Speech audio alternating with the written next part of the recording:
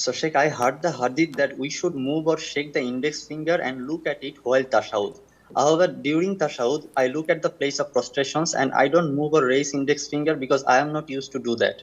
So in the last tashahhud, when I recite at-tahiyat, Allahumma salli ala Muhammad, Allahumma inni jalamtu nafsi, and Allahumma inni a'udhu bika min azabi jahannam, could you please specifically tell me that in these four parts, is there anything wrong if I look at the place of prostrations, and what's the recommended sunnah to look at in each of this part, and should we move or shake finger until saying salam? Why don't you add 3 more questions, Akhi? Just to make it yani half a dozen.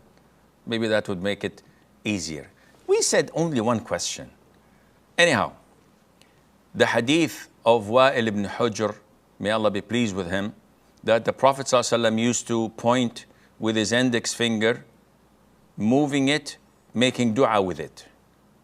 The hadith of Abdullah ibn Zubair, may Allah be pleased with him and with his father, says that he used to point his index finger and not move it. So the scholars took the first hadith to be evidence that this companion saw something the other one did not see. Either way, it's a sunnah. So if a person does not raise his finger at all, he just keeps his hand like this, the prayer is totally valid and correct.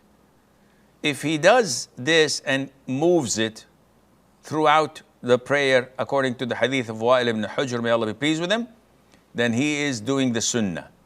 If he looks at his index finger throughout the sitting position, he is doing the sunnah. If he doesn't, he looks at the spot of his prostration, no problem. The prayer is still valid. These things are sunnah. If you do it, you'll get more reward. If you don't do it, your prayer is valid and you're not sinful if you skip it for any reason, and Allah knows best.